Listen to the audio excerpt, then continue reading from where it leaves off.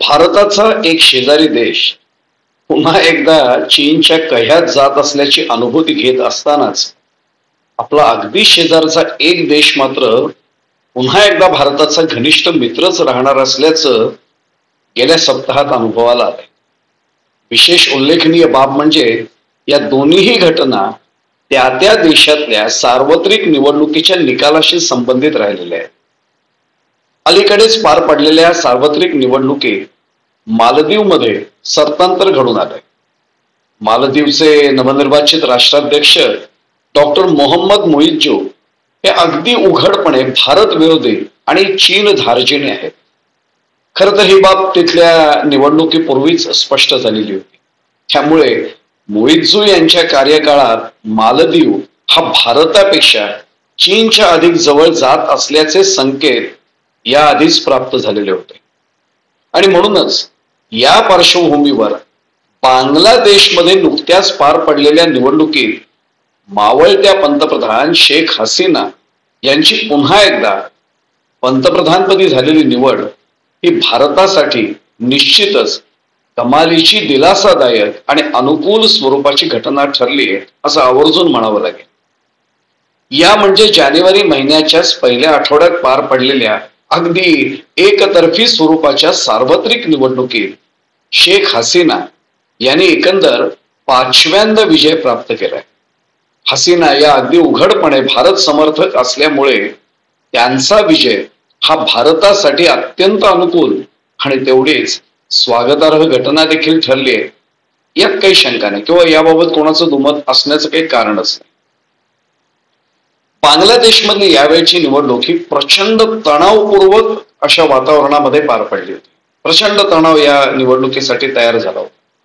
BNP म्हणजेच Bangladesh nationalist पक्षासह बांगलादेशमधल्या प्रमुख विरोधी पक्षांनी टाकलेल्या बहिष्काराच्या पार्श्वभूमीवर यावेळी खरं तर बांगलादेशमधली ही सार्वत्रिक निवडणूक पार पडली होती. या निवडणुकीत 299 जागांसाठी 1970 उमेदवार रिंगणात उतरले होते. एका मतदारसंघातल्या उमेदवाराचं निधन झाल्यामुळे तिथली निवडणूक स्थगित करण्यात आली होती. बांगलादेशमध्ये शेख हसीना यांच्या नेतृत्वाखालच्या आवामी लीगने आणि खलिदा जिया यांच्या नेतृत्वाखालच्या बीएनपी म्हणजेच बांगलादेश नॅशनलिस्ट पार्टी यांच्यामध्ये नेहमी चुरस झालेली आपण पाहतच होतो. मात्र यावेळच्या निवडणुकीपूर्वी काळजीवाहू सरकारची स्थापना केलेली नसल्याच्या कारणास्तव बीएनपीने या निवडणुकीवर बहिष्कार टाकला होता. या बहिष्कारामुळे यावेळी मतदानाची टक्केवारी जेमतेम 40% घसरलेली होती. म्हणजे 80%वरनं यावेळी 40%वर मतदान घसरलं होतं. बांगलादेशमध्ये यावेळी सर्वपक्षीय सरकार नेमून मगच निवडणुका घेण्यात याव्यात ही विरोधकांची एक प्रमुख मागणी होती. मात्र शेख हसीना यांनी ही मागणी फेटाळल्यापासून संपूर्ण देशभरात हिंसक निदर्शनं सुरू झालेली होती. त्यानंतर सरकारनं विरोधी पक्षाच्या शेकडो नेत्यांना आणि कार्यकर्त्यांना अटक करण्यास प्रारंभ केला होता. याचीच परिणिती जी विरोधी पक्षांनी निवडणुकीवर बहिष्कार घालण्यात झाली. ही परिणती अपेक्षितच होती. निवडणुकीपूर्वी बांगलादेशमध्ये प्रचंड हिंसाचार उफाळून आला होता. गेल्या वर्षीच्या ऑक्टोबर महिन्यात तर बांगलादेशमध्ये हिंसाचाराचा आगडोंब उसळला होता. विरोधी पक्षांनी केलेल्या निदर्शनांच्या दरम्यान तिथले सरन्यायाधीश ओबेदुल हसन यांच्या घरावर सुद्धा हल्ला करण्यात आला होता. सुरक्षा दलांनी हल्लेखोरांना आटोक्यात आणण्याचा प्रयत्न करताच कक्रेल चौक, सर्वोच्च न्यायालयाचा परिसर आणि प्रत्यक्ष सरन्यायाधीशांच्या निवासस्थानासमोर जोरदार चकमक उडाली होती. एवढंच नव्हे तर जुलै महिन्यात देखील विरोधकांनी पंतप्रधान शेख हसीना यांच्या राजीनाम्याची मागणी करत त्यावेळी रॅली काढली होती. त्यावेळी सुद्धा राजधानीत हजारो लोक रस्त्यावर उतरले होते. साहजिकच बांगलादेशमधली यावेळची सार्वत्रिक निवडणूक ही अत्यंत तणावपूर्वक, कमालीच्या तणावपूर्वक वातावरणात पार पडली होती. ही बाब आता सर्वांच्या लक्षात आली असेल. शेख हसीना यांचा यावेळचा विजय हा बांगलादेशच्या राजकीय क्षेत्रात एक अनोखा विक्रम ठरलाय. यावेळी 5व्यांदा त्या पंतप्रधानपदी विराजमान झाल्या. सन 1996 ते सन 2001 ही शेख हसीना यांची पहिली कारकीर्द ठरली होती. त्यानंतर मात्र 2009 मध्ये शेख हसीना या बांगलादेशमध्ये पुन्हा एकदा सत्तेवर आल्या. मधल्या काळात त्या सत्तेपासून दूर होत्या. याचाच अर्थ सन 2001 ते सन 2009 या कालखंडात शेख हसीना यांना सत्तेपासून दूर राहणं भाग पडलं होतं. मात्र सन 2009 पासून अगदी आज तागायत त्या बांगलादेशच्या पंतप्रधानपदी कायम आहेत. पंतप्रधान पदाची त्यांची दुसरी कारकीर्द 2009 ते 2014, तिसरी 2014 ते 2019, चौथी 2019 ते 2024 अशी होती. आणि आता पंतप्रधान पदाची त्यांची पाचवी कारकीर्द ही 2024 ते 2029 अशी अखंड राहणार आहे. आणि म्हणूनच तर बांगलादेशच्या राजकीय क्षेत्रातला हा एक वेगळा विक्रम ठरला. बांगलादेशमध्ये यापूर्वी झालेल्या निवडणुकीत शेख हसीना यांच्या आघाडीने दणदणीत विजय संपादन केला होता. त्यावेळी सुमारे 10 कोटी मतदारांपैकी 80.20% मतदारांनी, म्हणजेच त्या पूर्वीच्या निवडणुकीपेक्षा 20% अधिक मतदारांनी मतदान केलं होतं. त्यावेळी शेख हसीना यांच्या आवामी लीगच्या नेतृत्वाखालच्या आघाडीला 257 जागा मिळाल्या होत्या. HM इर्शाद यांच्या आघाडीला 26 आणि जातीय ऐक्य परिषदेला त्यावेळी 7 जागा मिळाल्या होत्या. यावेळी प्रमुख विरोधी पक्ष असलेल्या BNP म्हणजेच बांगलादेश नॅशनलिस्ट पक्षानं या निवडणुकीवर बहिष्कार घातला होता. खर तर जातीय ऐक्य परिषद या 3ऱ्या क्रमांकाच्या पक्षाचाही निवडणुकीवर बहिष्कार टाकण्याचा मनोदय होता, तर त्यांनी बोलूनही दाखवला होता. मात्र शेख हसीना यांनी आपलं राजकीय कौशल्य आणि सगळा आजपर्यंतचा प्रदीर्घ अनुभव पणाला लावून त्या पक्षाच्या नेतृत्वाची चांगल्या प्रकारे समजूत घातली आणि एकूण 300 पैकी 26 मतदारसंघात जातीय ऐक्य परिषदेच्या विरोधात त्यांनी उमेदवारच उभे केले नव्हते. याखेरीज आवामी लीगनं डाव्या विचारांच्या जातीय समाजतांत्रिक दलासाठी 3 आणि वर्कर्स पार्टीसाठी 2 मतदारसंघ अशाच प्रकारे सोडून दिले होते. त्यामुळे निदान ही निवडणूक प्रक्रिया सुरळीतपणे पार पडू शकली, कागदोपत्रिका होईना निवडणूक पार पडली, ही वस्तुस्थिती सर्वांच्या लक्षात आहे. शेख हसीना यांच्यावर खलिदा जिया यांच्या पक्षाकडून एक आरोप नेहमी केला जातो, अगदी पूर्वीपासून तो केला जातोय की त्या हुकुमशाही मनोवृत्तीने, हुकुमशाही प्रवृत्तीने वागतात. हा आरोप नवीन नाहीये आणि खरं तर त्यात मुळीच तथ्य नाही असं म्हणणं देखील कठीण आहे. राजकीय नाईलाजास्तव का होईना, पण हसीना यांनी त्यांच्या राजकीय विरोधकांच्या विरोधात आजवर अनेकदा कठोर कारवाई केली ही वस्तुस्थिती आहे.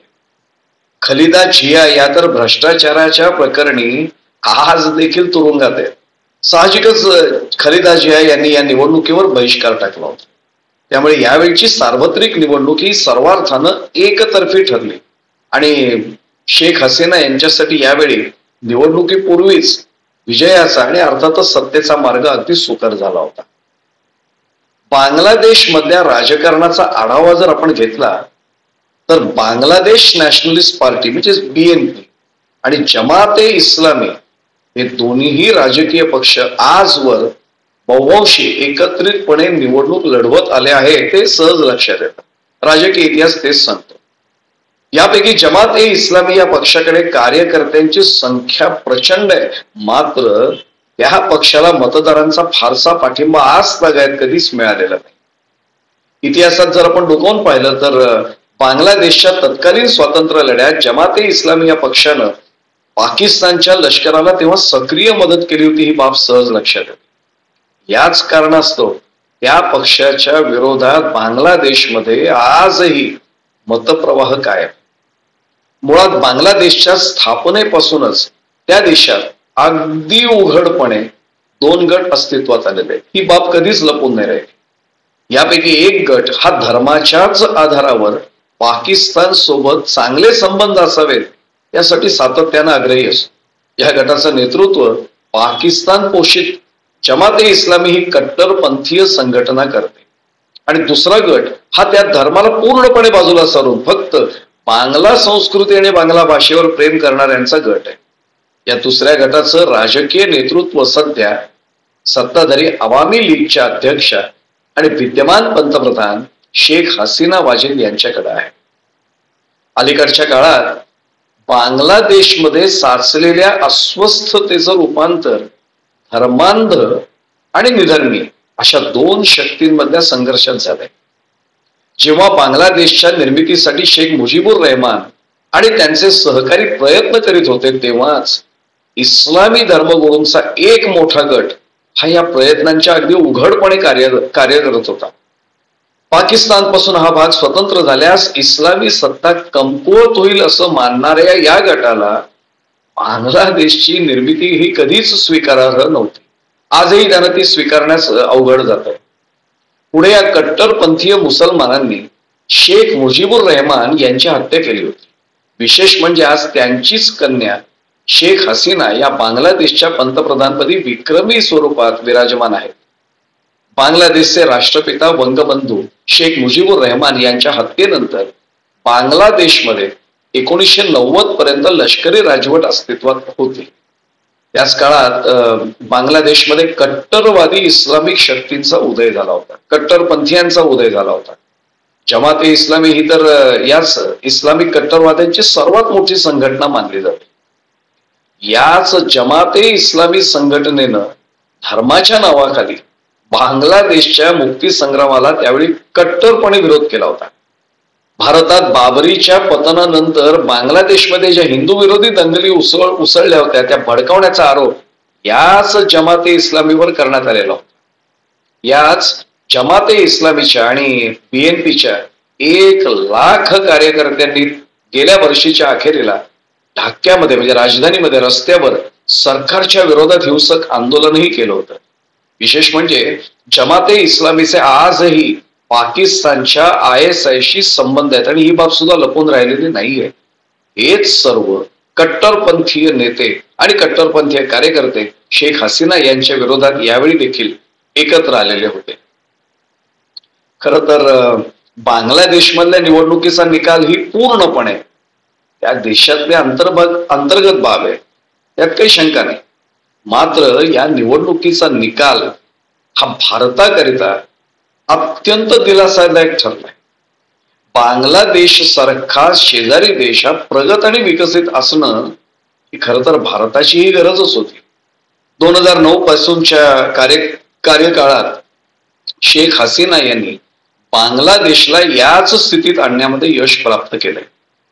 विद्यमान पंतप्रधान शेख हसीना यांनी भारताशी अत्यंत सौहार्दपूर्ण असे सहसंबंध कायम राखलेत आणि सातत्यपूर्ण पद्धतीने राखलेत.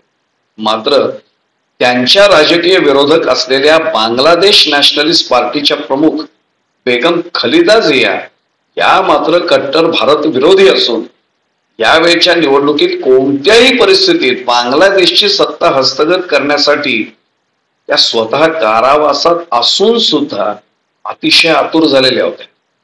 विशेष म्हणजे त्यांचा कट्टरपंथीय संघटनांना अगदी उघड आणि सक्रिय पाठिंबा असल्याची बाब देखील आजवर कधी लपून राहिलेली नव्हती. आणि नेमकी खरं तर हीच बाब भारताकरिता अत्यंत चिंताजनक ठरलेली होती. बांगलादेशमध्ये हसीना यांच्या कार्यकाळात देशातला इस्लामिक कट्टरवाद हा नियंत्रणात आलाय. बांगलादेशच्या सामाजिक आणि आर्थिक विकासाला गती देण्यातही हसीना यांना मोठं यश प्राप्त झालंय. भारत आणि बांगलादेश यांच्यातले संबंध नजीकच्या काळात पूर्वीपेक्षाही अधिक मजबूत होतील असे संकेत भारताच्या दौऱ्यावर आल्यानंतर पंतप्रधान शेख हसीना यांनी त्याच वेळी स्पष्टपणे दिलेले होते. किंबहुना यावेळच्या विजयानंतर देखील त्यांनी भारताबाबतची आपल्या मनातली कृतज्ञतेची भावना कोणताही आडपडदा न ठेवता जाहीररित्या व्यक्त केली होती. भारत हाच बांगलादेशचा खरा, सच्चा आणि नैसर्गिक मित्र असल्याचं विधान हसीना यांनी केलंय. खर तर भारत आणि बांगलादेश यांच्यात अगदी प्रथमपासूनच सौहार्दपूर्ण संबंध आहेत. मात्र मध्यंतरीच्या कालखंडात अत्यंत अल्प काळासाठी का होईना पण या अल्प काळासाठी उभय राष्ट्रांमधले संबंध काहीसे ताणले गेले होते. यामागे चीनची व्यूहरचनाच कारणीभूत होती. अन्य देशांप्रमाणेच बांगलादेशला देखील मदतीचं नाटक करून आपल्या कर्जाच्या सापळ्यात अडकवायचं असा योजनाबद्ध प्रयत्न चीननं केला होता. त्याचा त्यांना तात्कालिक लाभही झाला होता. चीनच्या त्याच व्यूहरचनेमुळे श्रीलंका, नेपाळ आणि मालदीव यांच्याप्रमाणेच बांगलादेश देखील चीनच्या कह्यात आणि भारतापासून काहीसा दूर गेला होता. मात्र अन्य देशांप्रमाणेच बांगलादेशला सुद्धा आपल्या चुकीची जाणीव झाली आणि त्याने पुनश्च भारताशी संबंध सुधारण्याला प्राधान्य दिले. यामध्ये अर्थातच शेख हसीना यांचीच भूमिका सर्वाधिक महत्वाची ठरली. जिया यांच्या कार्यकाळात वेगळा अनुभव होता. 2009 मध्ये शेख हसीना या पुन्हा एकदा पंतप्रधानपदी विराजमान झाल्या आणि त्यानंतर भारताची आणि बांगलादेशची मैत्री ही अधिक दृढ झाली हा अनुभव आहे. या सौहार्दपूर्ण संबंधांचा भारताला आपल्या सीमा सुरक्षित करण्यासाठी उपयोग झाला आणि बांगलादेशला आर्थिक क्षेत्रामध्ये अनेक बाबतीत भारताचा उपयोग झाला. भारताच्या तब्बल 5 राज्यांसोबतच्या सीमा या बांगलादेशला लागून आहेत. बांगलादेशच्या घुसखोरांची समस्या आजही काही प्रमाणात कायम आहे, नाकारता येत नाही. जमाते इस्लामी सारखी इस्लामिक कट्टरवादी संघटना सत्तेत आली असती तर या घुसखोरीला आणि दहशतवादाला निश्चितपणे प्रोत्साहन दिलं गेलं असतं. रास्त भीती निवडणुकीपूर्वीपासून व्यक्त करण्यात येत होती आणि म्हणूनच या पार्श्वभूमीवर बांगलादेशमध्ये इस्लामिक कट्टरवादाला बळ देणाऱ्या पक्षाची सत्ता येणं भारताला कदापि परवडण्यासारखं नव्हतं, ते हितावही नव्हतं. साहजिकच बांगलादेशमध्ये होणाऱ्या सार्वत्रिक निवडणुकीत शेख हसीना यांच्या आवामी लीग याच पक्षाला पुन्हा सत्ता मिळावी अशी भारतीयांची मनोमन इच्छा होती. नेमकं तसंच आता घडलं देखील आहे आणि यामुळेच बांगलादेशमधल्या निवडणुकीचा हा निकाल भारतासाठी सर्वार्थानं अनुकूल ठरलाय याबाबत काहीच संदेह नाही. किंबहुना या निकालानंतर आता भारत आणि बांगलादेश यांच्यातले पूर्वीचे असलेले सौहार्दपूर्ण संबंध हे अधिक दृढ होत जातील, अधिक हितावह भारतासाठी ते ठरत जातील अशाही आशा पुन्हा एकदा पल्लवित झाल्या. यानंतर निश्चितपणाने असे संबंध सुधारावेत एवढीच इच्छा समस्त भारतीयांच्या मनात आहे असं जर आपण म्हटलं तर त्यात कोणतीही अतिशयोक्ती होणार नाही.